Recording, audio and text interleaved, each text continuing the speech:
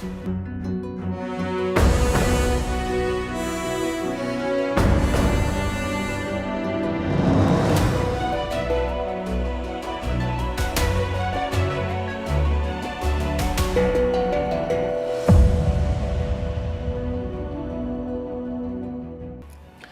TACO again. TACO stands for Trump Always Chickens Out, TACO. And he's done it with Greenland. After all the bluster, he's backed down. He won't slap tariffs on European countries and he won't use military force. Then what's the plan, assuming there is one? And what will Europe do? They're at a crossroads. Will they reset with the US or de-risk from it?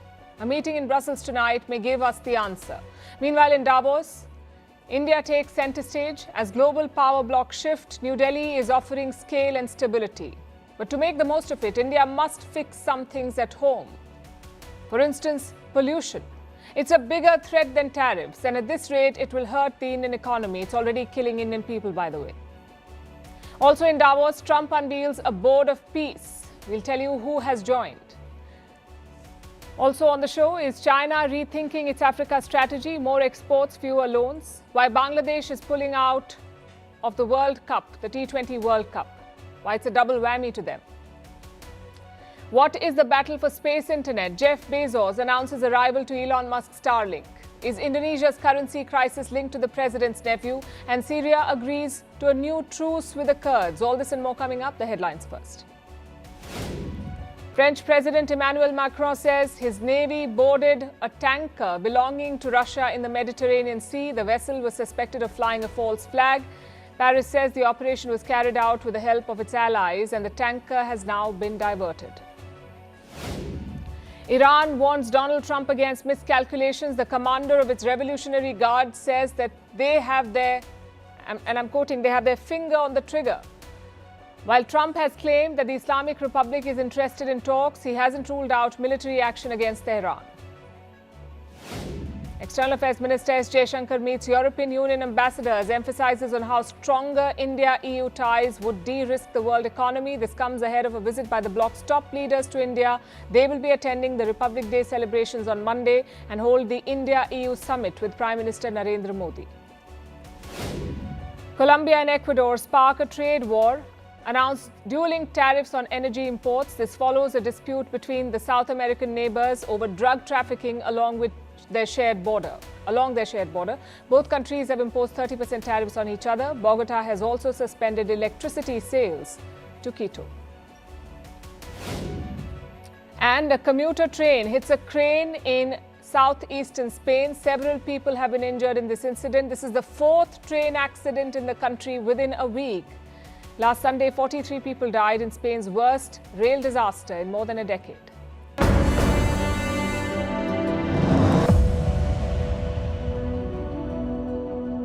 We have a very good relationship.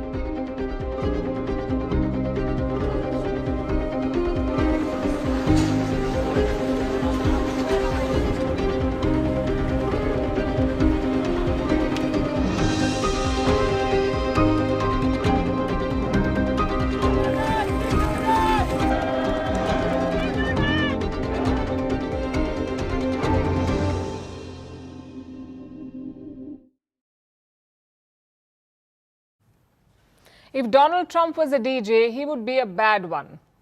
I'm sure you know what a good DJ does. They build up the vibe, they build up the beats and the expectations, and finally comes the beat drop. But with Trump, that never happens. He raises tensions only to back out in the end. We saw it first with the tariffs. He announced them, but he kept delaying the implementation. Experts called it the TACO trend. Trump always chickens out. That's TACO. And it seems he's done it again with Greenland. Yesterday in Davos, he was very firm. Trump repeatedly claimed that he must have the island. I don't want to use force. I won't use force. All the United States is asking for is a place called Greenland, where we already had it as a trustee, but respectfully returned it back to Denmark not long ago after we defeated the Germans, the Japanese, the Italians, and others in World War II. We gave it back to them. To that end, he had threatened tariffs. 10% tariffs on 8 European countries. If they give up Greenland, no tariffs. If they push back, 10% extra tariffs from the 1st of February. That was the threat. But now Trump has had a change of mind. Yesterday, he met NATO chief Mark Rutte, and afterwards he posted this message on social media. I'm quoting, "We have formed the framework of a future deal with respect to Greenland and the entire Arctic region. This solution will be a great one for the United States of America and all NATO nations. Based upon this understanding, I will not be imposing the tariffs that were scheduled to go into effect on February 1st. So the tariffs are off. The question is why? Is it because he realized that Europe will not give in, or is it because Europe actually did give in? Let's focus on this framework that he talks about. There is no official document or statement yet. All we have are clues as to what this framework could be. The NATO chief has given us one clue. He says the framework involves strengthening Arctic security. Yesterday, we came to this understanding that collectively as NATO, we have to step up here, including the US.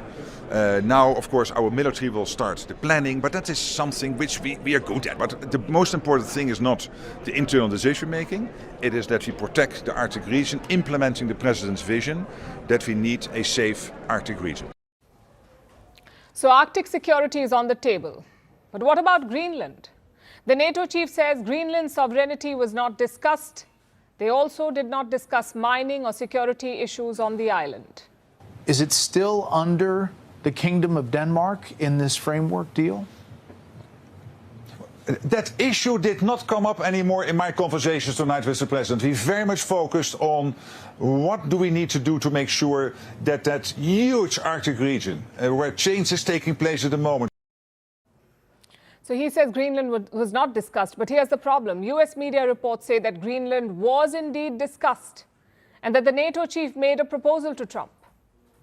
It has three main aspects. Number one, updating the existing US-Denmark agreement. This would increase American presence on Greenland, basically more bases and more soldiers. Number two, increasing NATO activity in the Arctic, not just security activities, but also financial ones like mining. And finally, number three, the US can position its Golden Dome on Greenland. We've told you about the Golden Dome before. It is Donald Trump's proposed air defense system. He claims it can shoot down even ballistic and hypersonic missiles. Now, this is the proposal that the NATO chief is said to have made. Under this deal, Greenland will not change hands. It will remain with the Danish kingdom. But is that okay with Donald Trump? A reporter asked him about Greenland's ownership. Surprisingly, he evaded the question. We'll have everything we want. We're getting everything we want at no cost. So what are we talking about? An acquisition of Greenland? Are you going to pay for it? I mean, we're talking about it. It's really being negotiated now, the details of it, but essentially it's total access. It's there's no end. There's no time limit. Just hours ago, he said he wanted Greenland. He must have it. But after the talks, he's talking about access. And what about the other party? Denmark is treading with caution. Their defense minister says NATO cannot negotiate an agreement for Denmark. Only Denmark and Greenland can do that. And that seems like a fair point. The same NATO complains when the US and Russia talk without Ukraine, but they themselves discuss Greenland without Denmark. Just classic Western double standards. But hypocrisy aside, let's focus on the big question here. Is the Greenland crisis over? Well, the next few days are crucial. Let's see if the so-called framework is published and also whether it's acceptable to both parties. And even if that happens, this would be a classic case of taco because these concessions are not new. The US is already free to have bases on Greenland. Denmark was open to allowing US companies to mine there. They also had signaled willingness to help the Golden Dome. So right now, this so-called framework does not look like a new deal. It looks like an instrument of appeasement, something designed to give Donald Trump a sense of victory. Yes, it may settle the tensions for now, but it does embolden Trump further. It unleashes a new wave of American imperialism. Look at what happened in Washington, D.C. yesterday. A group of Republican lawmakers got together at the Kennedy Center. They cut a cake shaped like Greenland. And look at the colors. Greenland is shown with the American flag. As long as these stunts do not stop, Greenland will not feel safe.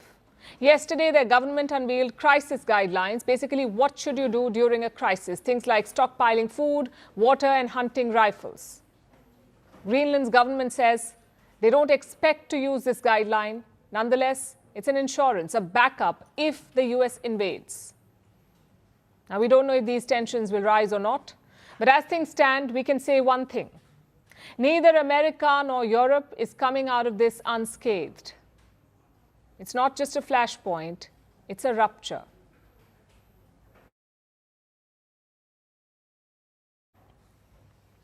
The mood in Davos is a lot calmer today. Leaders came expecting tariffs and threats. Instead, they got another U-turn by US President Trump. At least for now, there is relief. And we are seeing that in global markets too. Most of them had fallen after Trump's tariff threats. But yesterday, after he called off those threats, the markets rebounded.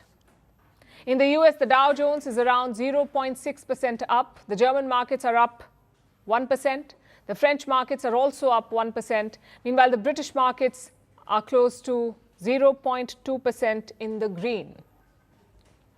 So the markets are cheering the de-escalation, and it's obvious why.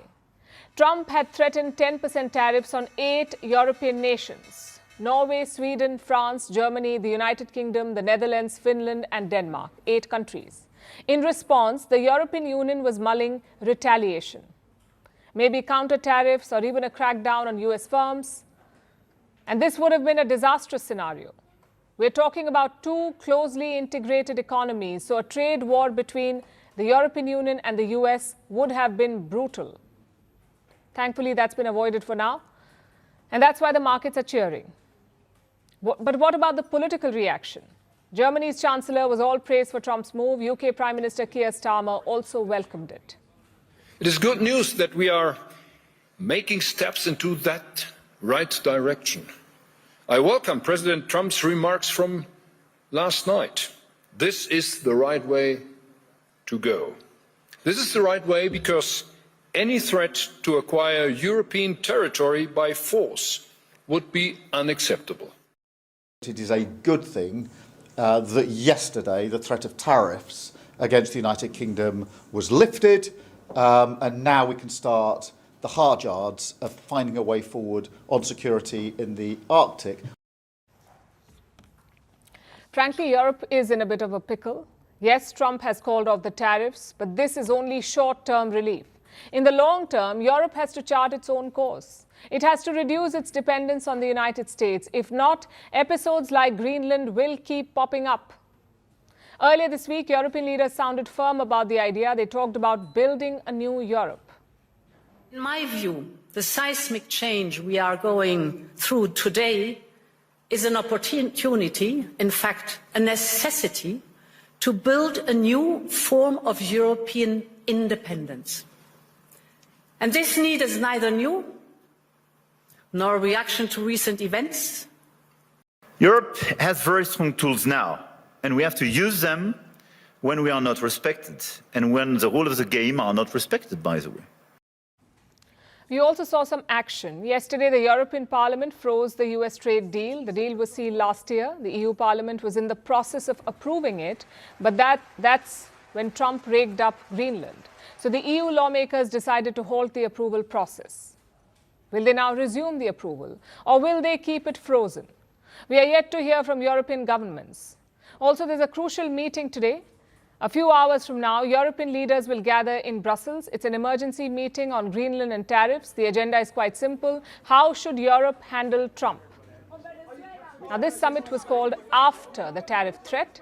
For the moment, that threat is no longer on the table, but Greenland will be discussed. Denmark is a member of the European Union. Chances are EU countries will rally behind what Denmark says. But the broader question is, will we see a long-term pivot from Europe? Will those bold claims in Davos reflect in actions in Brussels? There are two factors to watch out for. Number one, the war in Ukraine. That war is still on.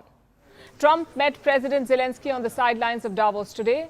He is sounding upbeat about a settlement. His special envoy claims the talks are down to one issue. I think we've made a lot of progress, and I think we've got it down to one issue, and we have discussed iterations of that issue, and that means it's solvable. So if both sides want to solve this, we're going to get it solved. That's my view. Now, Europe is wary of these talks. They fear that Trump will impose a peace deal on Ukraine. So they cannot abandon the US overnight. Certainly not as long as the Ukraine war is on, because Kiev still needs American weapons. So that's the first factor. The second factor is quite the opposite. Trump's speech yesterday made one thing very, very clear. He hates Europe. Their immigration rules, their climate action policies, their tech regulations, he hates all of it. Certain places in Europe are not even recognizable, frankly, anymore. They're not recognizable. And we can argue about it, but there's no argument. And I love Europe, and I want to see Europe go good. But it's not heading in the right direction. There are windmills all over Europe. There are windmills all over the place. And they are losers. One thing I've noticed is that the more windmills a country has, the more money that country loses and the worse that country is doing. And those countries have to do their thing. They have to get out of the culture that they've created over the last 10 years. It's horrible what they're doing to themselves. They're destroying themselves. It's beautiful, beautiful places. Without us, right now, you'd all be speaking German and a little Japanese, perhaps. There's 3 more years of that, maybe even more. Trump's politics will not disappear with him. Most Republican leaders are following his line on Europe, which means Brussels has to think long term. It's a classic political dilemma. In the short term, Europe needs America. In the long term, they must break free from America. It certainly promises to be a high-stakes summit in Brussels tonight.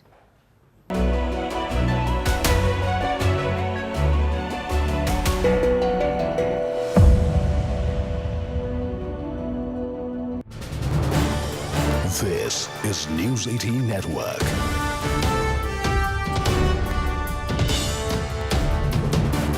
India's largest news network. Sought to portray Muslims as subaltern citizens. And just last year in June, V.D. Satisan said that Jamaat-e-Islami has changed its political stance, especially when it comes to the text of an Islamic state or their definition of an Islamic state. Earlier, he also said that there was nothing new in the Welfare Party support by the Congress. Remember, the Welfare Party is a sub-party floated by the Jamaat-e-Islami Hind. And that even though in 2024, in 2019 elections, Welfare Party backed the UDF for 3 decades before that, they also backed the CPIM. So is there hypocrisy in this overall face-off? Let's try and weigh in, and for that, let me introduce my esteemed guests today. I'm joined in by the Bharatiya Janata Party's national spokesperson, Tuhin Sinha. I'm also joined in by Abhijit Iyer Mitra, who's a senior fellow at the IPCS. Also joined in by Mr. Kamru Chaudhary, who's a political analyst.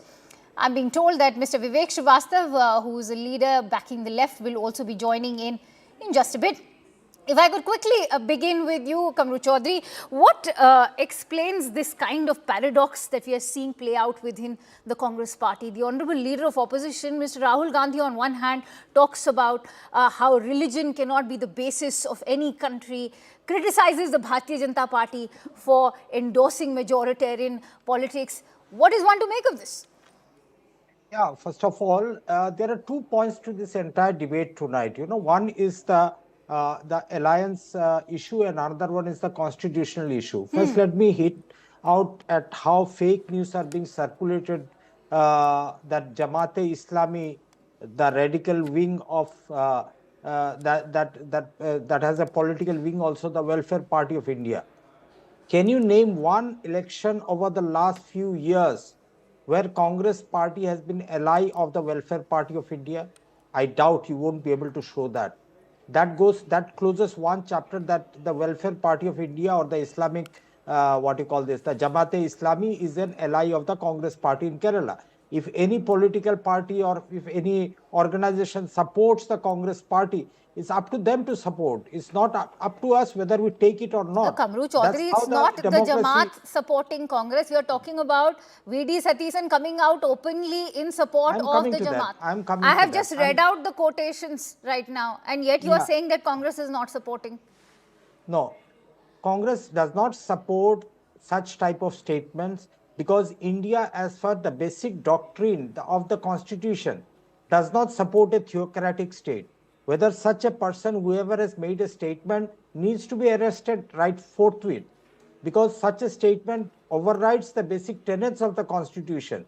If he has said of an Islamic state, he should be arrested. So also, Bhageshwar Baba, who is claiming of a Hindu Rashtra, should be arrested immediately. Not only that, what Mohan Bhagwat has said is also anti-constitutional, and it's not a parliamentary language to say that India is a Hindu Rashtra. So you do admit that V.D. Satheesan was mistaken when he said that the Jamaat is no longer endorsing the idea of a theocratic state based on Islam.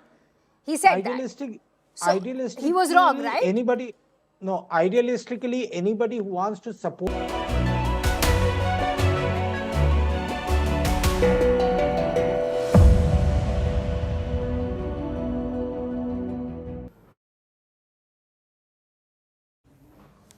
This is a time of global upheaval. Alliances are shifting, new power blocs are taking shape, and India is at the center of this realignment, especially given its growing partnership with Europe.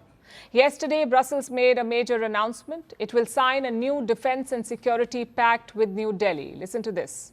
In a few days, the European Union and India will meet in New Delhi for the 16th EU-India summit. The EU and India are moving closer together at the time when the rules-based international order is under unprecedented pressure through wars, coercion and economic fragmentation. Two major democracies cannot afford to hesitate. We must become more ambitious partners. Today we agreed to move forward with the signature of a new EU-India security and defence partnership in areas like maritime security, cybersecurity and counter-terrorism. In a more dangerous world, we will both gain from working closer together. That announcement was made by Kaja Kallas. She is the European Union's top diplomat. She was addressing European parliamentarians in France. She said the pact will cover three key areas: maritime security, cybersecurity and counter-terrorism. The specifics will be shared next week when Kallas and her European colleagues visit New Delhi. As you know, Europe's top leadership will be the chief guests for India's Republic Day on Monday, and the agenda for the visit is extensive. It also includes a trade deal. The European Commission President spoke about it in Davos. That's Ursula von der Leyen. She called the agreement with India, the mother of all deals. And right after Davos, the next weekend, I will travel to India. There's still work to do, but we are on the cusp of a historic trade agreement. Indeed, some call it the mother of all deals. One that would create a market of 2 billion people, accounting for almost a quarter of global GDP.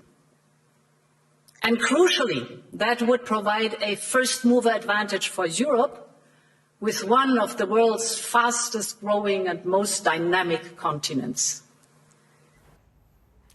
This is largely the sentiment in Davos, where political and business leaders from around the world have gathered. They're seeking greater alignment with India because amid the global storm unleashed by Donald Trump, India is one of the few countries that can still offer scale, stability, and strategic depth. When the world's biggest banks, in fact, even the world's biggest banks have noticed this churn, like JP Morgan. It is America's largest bank. Its CEO, Jamie Dimon, is one of the most influential voices in global finance. Yesterday, he said the world order is changing and that change may not favor the United States. Dimon was discussing the speech of Mark Carney, the Canadian Prime Minister. We told you about the speech yesterday. It's going viral because Carney made a scathing assessment of the West led by Donald Trump.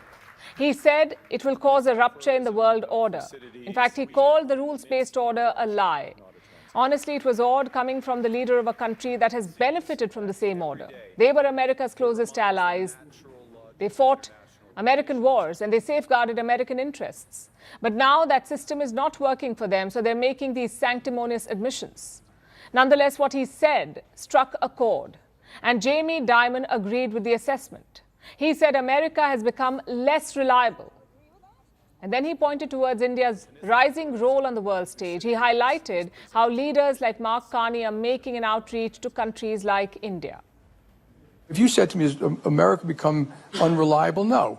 It's just you had total reliance, and now it's less reliable. We're causing some things that may not be good in the long run for America, like Carney was just in China, and now he's going to go to India. And, So India's stock is rising, and that's what the Indian delegation in Davos is seeking to leverage. This year, 9 Indian states are participating in the World Economic Forum. Some of India's largest economic engines, states like Uttar Pradesh, Gujarat and Maharashtra, are present. These states drive India's economic growth. And pitching along with them are emerging states like Telangana, Assam and Jharkhand. In fact, Assam and Jharkhand are making their debut at Davos. And they're not there simply to observe. They're competing with the world's best. They're pitching solutions to global issues like rebuilding supply chains, ensuring energy security, expanding the value chain in the tech sector. They're assuring 3 things to investors: ease of doing business, a stable policy environment, and targeted reforms. Of course, the challenge would be to walk the talk, to deliver on these promises, but the timing could not have been better to sell the India story. Global investors are looking for new options. Supply chains are shifting, alliances are being redrawn, and India has positioned itself at the heart of this reset.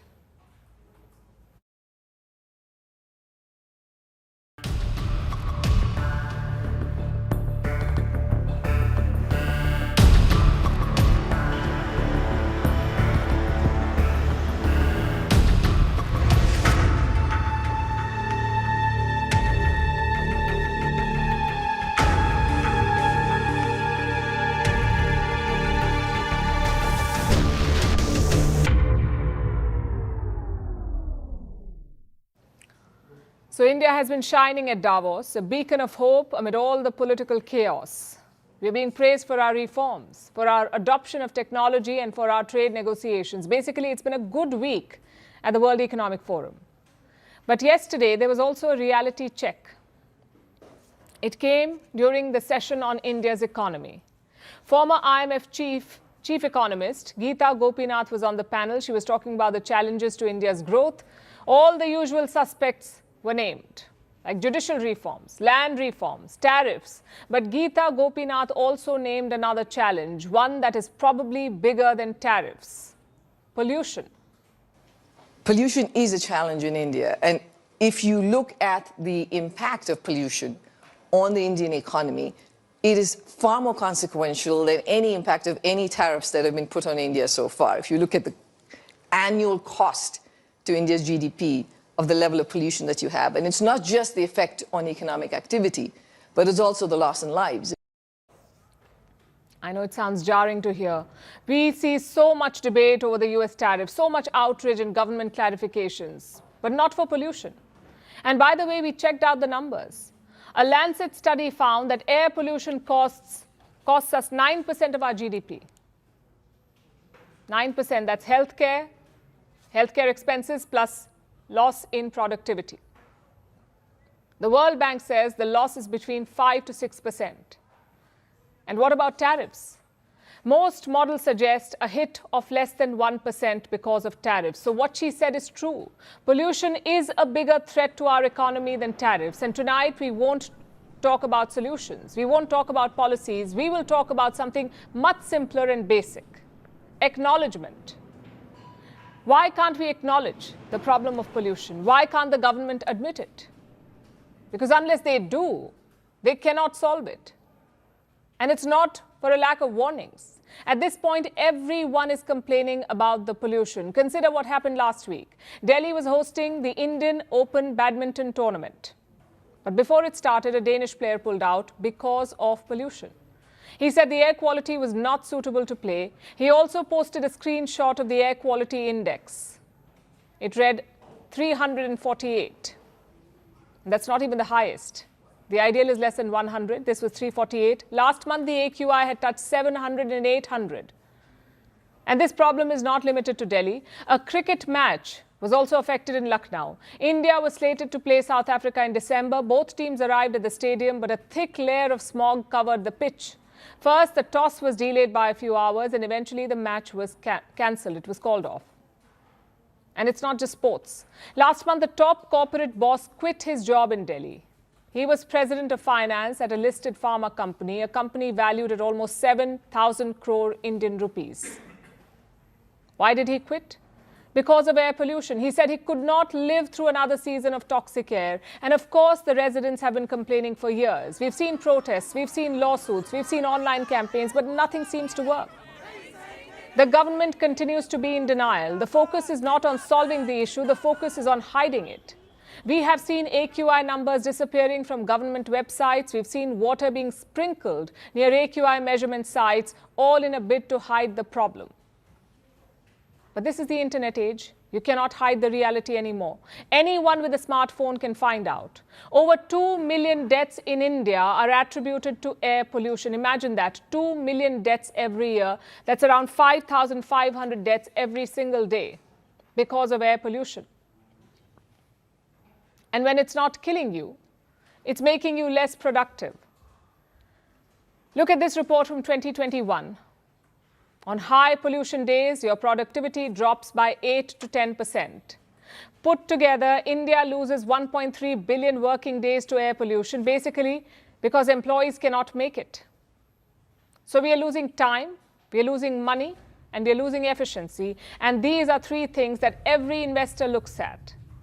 So our message tonight is simple. Stop ignoring the problem.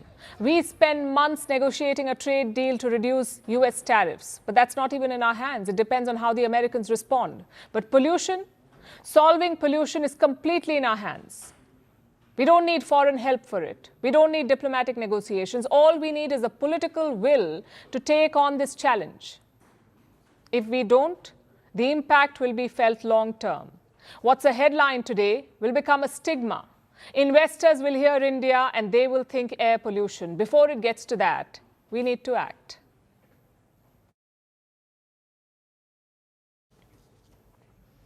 Donald Trump gathered world leaders in Davos today. This was for a signing ceremony for his latest project. It's called the Board of Peace. That's what he calls it. It is supposed to help rebuild Gaza after years of war. 19 countries have put their names on a charter. This charter formalizes the role of the board, but America's closest allies were missing from the ceremony. In fact, it would have been surprising had they attended, because just a day earlier, Trump had mocked all of them. He delivered a speech at the World Economic Forum and insulted and ridiculed countries and their leaders. Our next report has more. Once this board is completely formed, we can do pretty much whatever we want to do. A new global body has been launched in Switzerland today. Not at the United Nations in Geneva, but at the World Economic Forum in Davos. There, U.S. President Donald Trump has unveiled what he calls the Board of Peace. A grand name for an ambitious project. It has started with Gaza. Trump says the board is designed to support the ceasefire there and to oversee the territory's reconstruction. To support this, he has invited several countries to join the board. That list includes allies and partners like India, but Trump says this is only the beginning. He says the Board of Peace could expand beyond Gaza and will work alongside the UN. I think we can spread out to other things as we succeed with Gaza.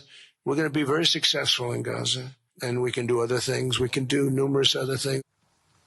Trump launched the board with a public signing ceremony. He chaired it himself. Leaders and senior officials from 19 countries signed the founding charter with him. Some came as close political partners. Others joined as regional players with a direct stake in Gaza's future. President Trump, the charter is now in full force, and the Board of Peace is now an official international organization.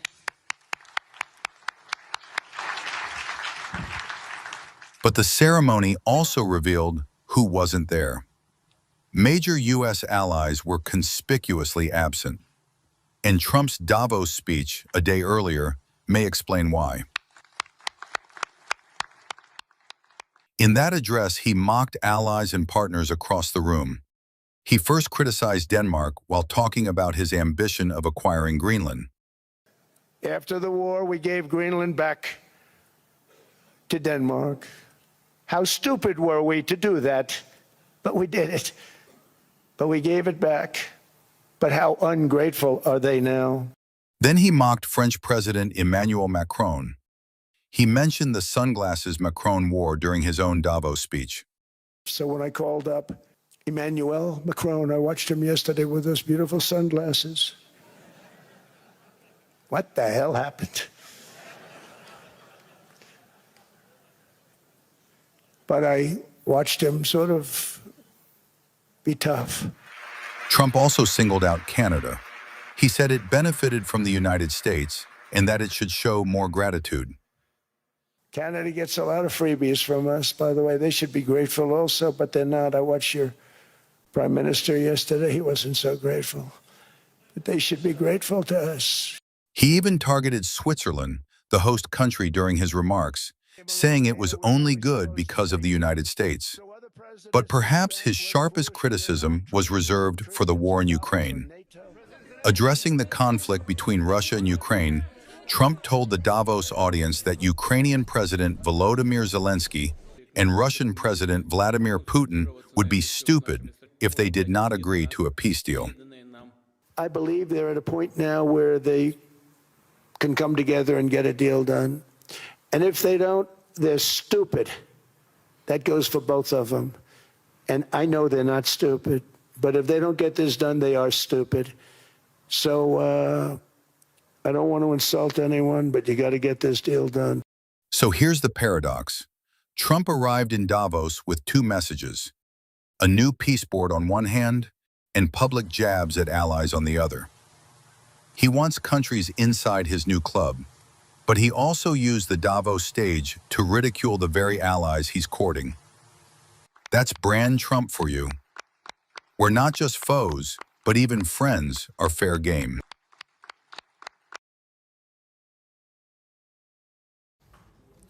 Our next story is about China and Africa. For years, Beijing has widened its footprint in Africa. It has built roads, ports and railways and given out billions of dollars in loans. But now there's a shift.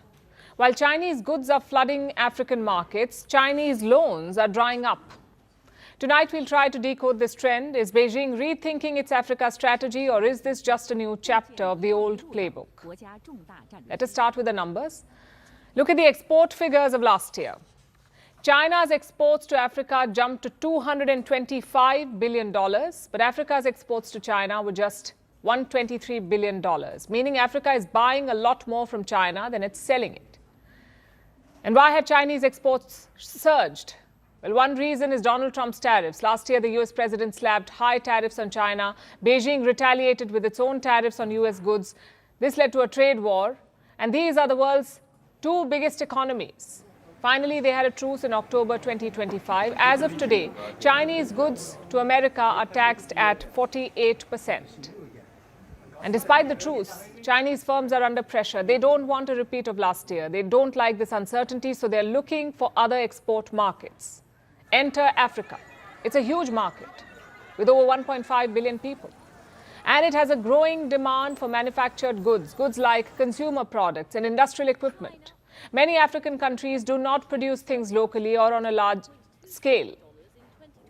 So China is filling that gap. And that's how exports are rising. But like I said, Chinese loans are also shrinking. For years, Beijing has been a major lender in the continent. A lot of countries figured out too late that this was a debt trap. And even when they did figure it out, they needed money for developmental projects, so they kept going back to the loan shark called China. For example, in 2016, China's lending to Africa peaked at nearly $29 billion. This was driven by Xi Jinping's Belt and Road Initiative. But by 2024, the picture had changed significantly. Chinese lending to African countries fell to $2.1 billion. This was the first annual decline since the Wuhan virus pandemic. So the question is, why is Beijing cutting back on lending? One factor is the growing risk. The pandemic put a lot of economic stress on African countries. Countries like Zambia, Ghana, and Ethiopia defaulted on loans. That meant a loss for lenders, including China. So now they are steering clear of expensive mega projects. They're turning to smaller ones, projects that are commercial, easier to finance, and easier to recover money from. Reports say China funded just 6 projects in Africa in 2024. So it's still funding projects. It's just being more selective. It is also shifting away from dollar-denominated loans. And this is important. China is increasingly giving loans in its own currency, the yuan. Look at Kenya, for example. All their Chinese infrastructure loans are now yuan denominated. In fact, Kenya has also converted a loan from dollar to yuan, a $3.5 billion loan from Beijing. Same with Ethiopia. It is considering shifting to yuan. And in Zambia, some taxes from Chinese companies are being collected in yuan. So Beijing is using loans to build leverage in more ways than one. China's game plan has three parts, you could say.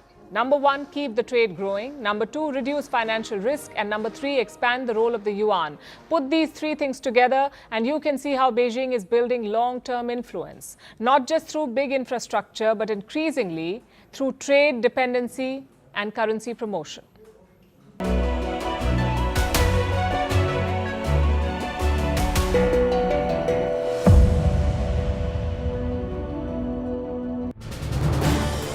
This is News 18 Network.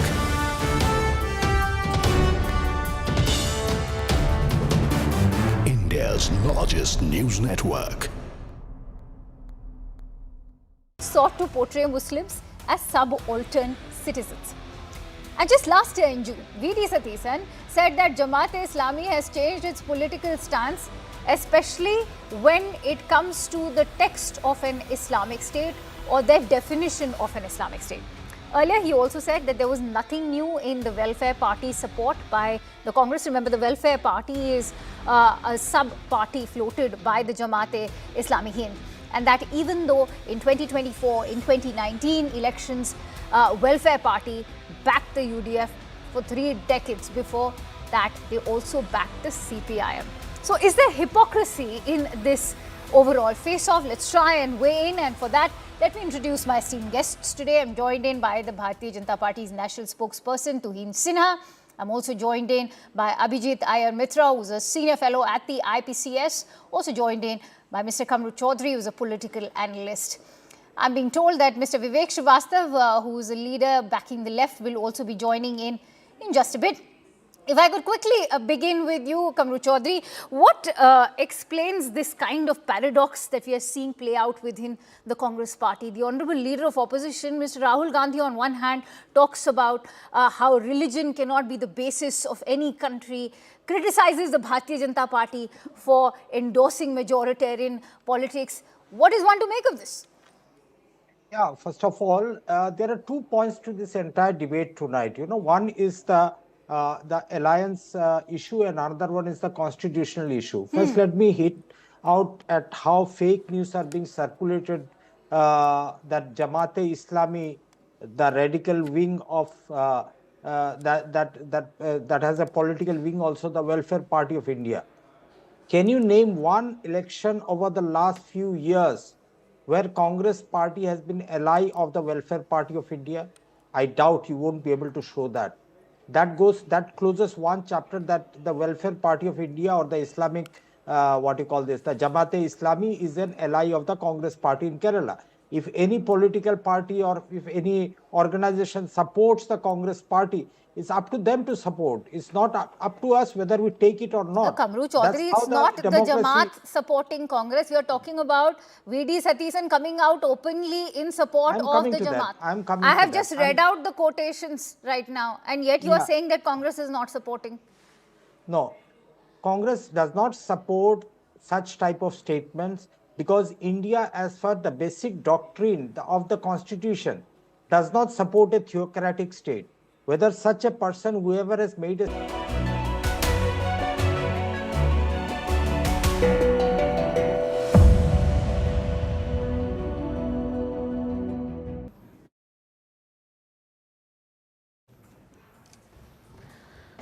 If there was ever a doubt that India's relationship with Bangladesh has hit rock bottom, today that doubt is gone. Bangladesh has refused to play cricket in India. India is hosting the T20 World Cup next month, and the Bangladesh team won't play. They've refused to travel to India. We are always in touch with our players. We have our own cricket board and our own ministry. Let me clearly state that the decision not to play the World Cup in India, considering security risks, is a decision taken by our government. The decision was taken by Dhaka, by the interim regime of Mohammad Yunus. So it comes from the very top. And in case you've not followed, this standoff has been brewing for weeks now. Bangladesh started it by moving to the ICC, the International Cricket Council. It's the governing body for international cricket. Bangladesh was scheduled to play 4 matches in India. They asked the ICC to change that. They wanted to change the schedule and the venue at the last minute. They said their games should be moved from India to Sri Lanka. Sri Lanka is a co-host of this tournament, so Bangladesh said they're comfortable playing there, in Sri Lanka. And what was the reason for the request? Dhaka cited team security. They said they have concerns over their team's safety in India. The ICC did not buy it. It found no credible security threat. So it rejected Bangladesh's request. A meeting was held yesterday, a meeting of the ICC board. This is the main decision-making body of the ICC. 16 members were present at this meeting. They met via video conferencing. They put Dhaka's request to a vote. Should Bangladesh be allowed to change venues? That was the question. 14 board members said no. Only 2 of them supported the idea, and no prizes for guessing which 2 members. Bangladesh and Pakistan. They were the only ones who backed the request to move the matches from India to Sri Lanka. Now, with 14 out of 16 rejecting it, the motion was defeated. Dhaka was given an ultimatum. They were given a 24-hour deadline to decide if they will play in India. If not, they will be replaced by Scotland. Today, Bangladesh came back with its answer, and it was a no. They won't play in India. Even though the players are ready. They want to travel to India. Some of them were present in the meeting where the final call was taken. And it's not just Bangladeshi players who were present, by the way. Asif Nazrul was there. He is the sports advisor of Bangladesh. Also present was Aminul Islam, the president of the Bangladesh Cricket Board, and Nizamuddin Chaudhry, the board's chief executive. Reports say the players were ready to play in India, but the political bosses overruled them. Mohammad Yunus's sports advisor announced the decision himself. He confirmed that the government does not want the team to travel. Listen to what the chairman of the Bangladesh Cricket Board said. In this situation, when we are seeing that Bangladesh may not be going to the World Cup or has been given an ultimatum, we will still try our best to play in the World Cup. At a time when the popularity of world cricket is declining, if a cricket-loving country like Bangladesh misses the World Cup, the ICC would be making a big mistake. They say the ICC is making a mistake, but the ICC clearly feels differently. So what happens next? Bangladesh could be removed from the tournament and Scotland could step in. The ICC is yet to announce it. But regardless of what happens, this episode shows how much the relationship with India has soured. India and Bangladesh are now divided on the cricket pitch. But why is Dhaka going this far? It started with Mustafizur Rahman. He's a star Bangladeshi pacer. He was dropped from the IPL. His team, the Kolkata Knight Riders, released him. It was an isolated case in a domestic tournament of India, but the regime of Mohammad Yunus turned it into a national issue for Bangladesh. And since then, Dhaka has been fighting the ICC. But this is their loss, because this is a World Cup. It's a global tournament, and Dhaka's petty politics is hurting its own players. They trained for a tournament where they won't be able to play anymore. The game will go on with or without Bangladesh. And this is a country that's looking to turn a page. Today, campaigning began in Bangladesh for an election that's supposed to usher a new phase of democracy. But on the same day, their cricket team lost a battle to an unelected regime. And the biggest loss is for the fans, the people of Bangladesh who wanted to see their team play, but will now be left out.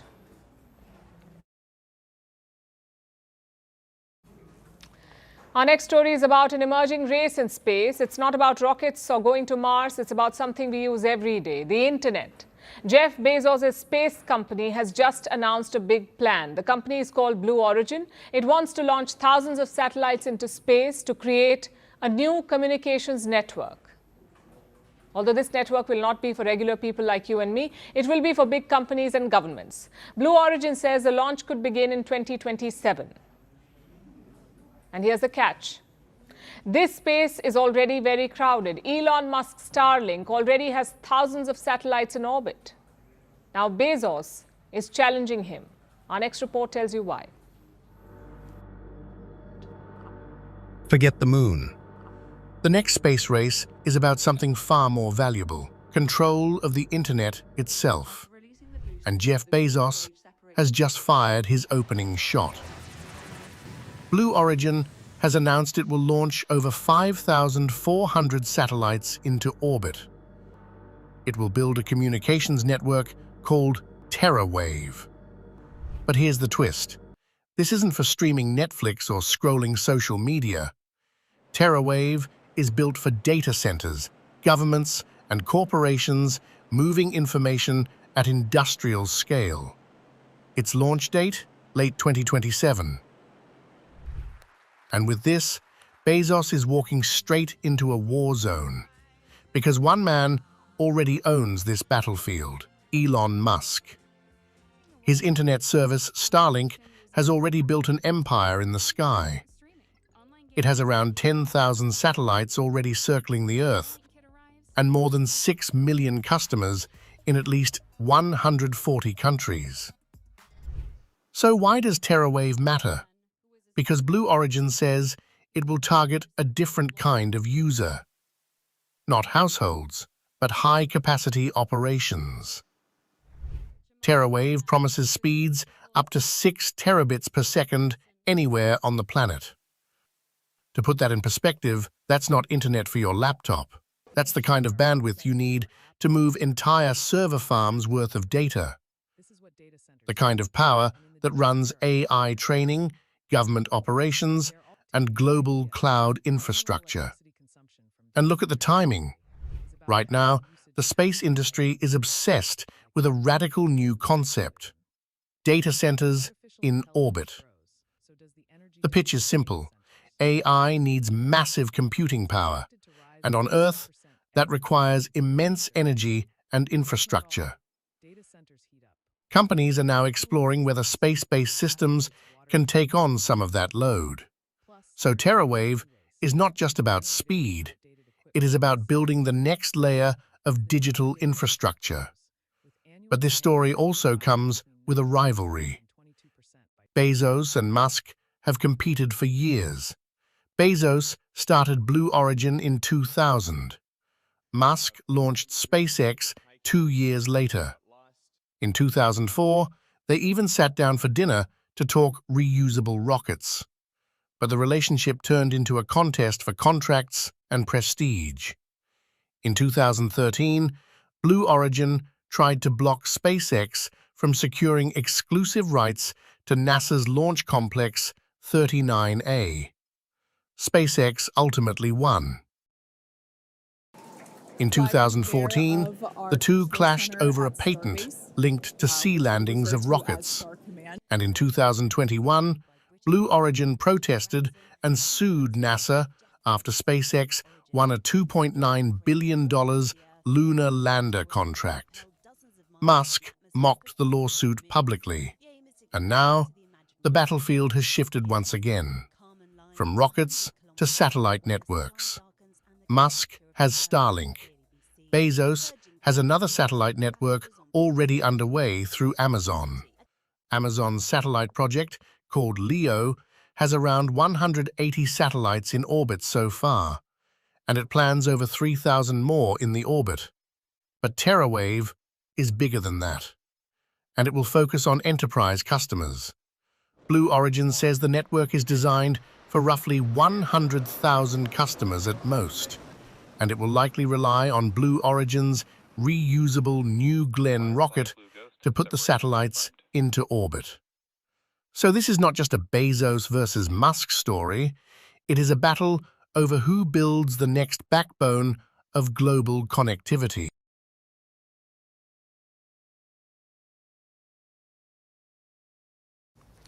Our next story is from Indonesia. It is Southeast Asia's biggest economy and home to over 280 million people. It's making news because of its currency, the rupiah.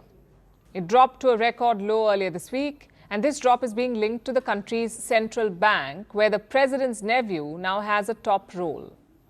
So is this a case of political nepotism ruining the economy, or is there more to the rupiah's fall? Right now, the currency is close to 17,000 against the US dollar, meaning you need nearly 17,000 Indonesian rupiah to buy just $1 US. Like I said, it's a record low. What makes it even more peculiar is that the US dollar is also sliding. It's not like the dollar has suddenly become very strong. It's just the rupiah that has become weak because it is losing investor confidence. And there are two reasons for that. One is global pressure. Investors across the world are being cautious thanks to geopolitical tensions and uncertainties. And when investors are nervous, they reduce risk. They pull money out of investments that they consider risky. Emerging markets like Indonesia are often at the top of that list because such economies are more vulnerable to global shocks, so money flows out of them. In recent months, foreign investors have been selling Indonesian government bonds. In 2025, bonds worth $6.4 billion were sold. This has put pressure on the currency. The second reason is Indonesia's domestic policies. They do not inspire confidence. In 2025, the country's budget deficit was about 2.92% of its GDP. A budget deficit is when a government spends more than it earns. In Indonesia, there is a legal limit on how big that deficit can be. That limit is 3% of the GDP. Last year, their deficit came very close to this 3% limit, 2.92%. So investors became nervous about government borrowing. They pulled their money out, and that hit the currency. Then the president made an announcement. President Prabowo Subianto, he appointed his nephew to a top position at the Bank of Indonesia. That's Indonesia's central bank. Prabowo's nephew is already the country's deputy finance minister. Now he is also the deputy governor of the central bank. This move spooked markets and investors. They fear it could compromise the central bank's independence. You see, central banks are supposed to stay above politics. They set interest rates based on economic data and not political pressure. And that independence is very important because governments often want cheap money to fund their programs. But central banks have to think about inflation. They have to think about long-term financial health. So when markets see a president appointing a family member to the central bank, they're uncomfortable. They start asking questions. Will this person prioritize economic stability or political loyalty? And often markets do not wait for an answer to such questions. They just start selling. That's happening in Indonesia too. The government is trying to calm fears. It says the central bank will remain independent. It won't be under pressure to fund government programs. But investors are skeptical. And it does not bode well for the country's economy. A weaker rupiah means imports will cost more, repaying foreign debt will be more expensive, and inflation could rise. So is this a temporary shock, or is this the beginning of a larger problem? Well, that depends on how disciplined the government is with its spending and how credible the central bank remains in the eyes of investors.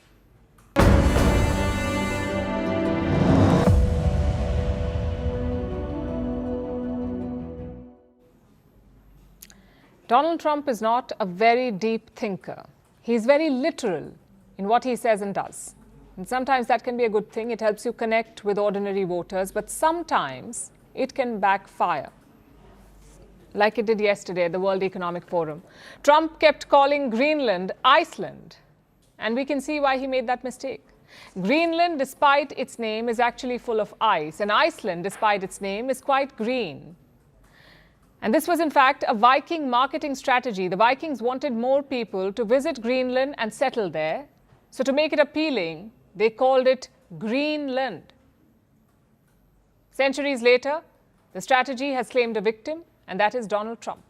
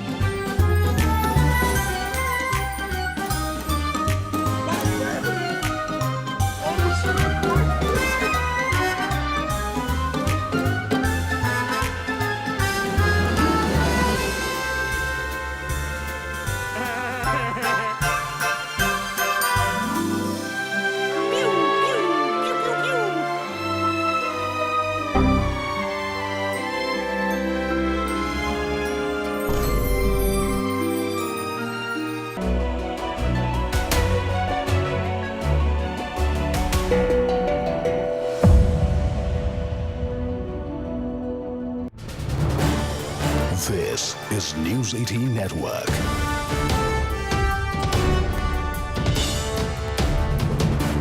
India's largest.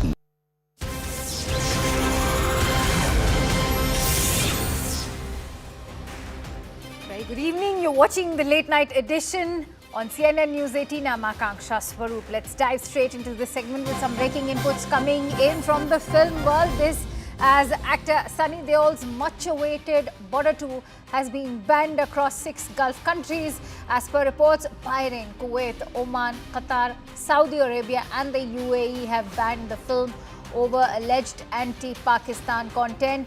Just weeks after Aditya Dhar's Dhurandhar faced the same fate. A second movie now biting the dust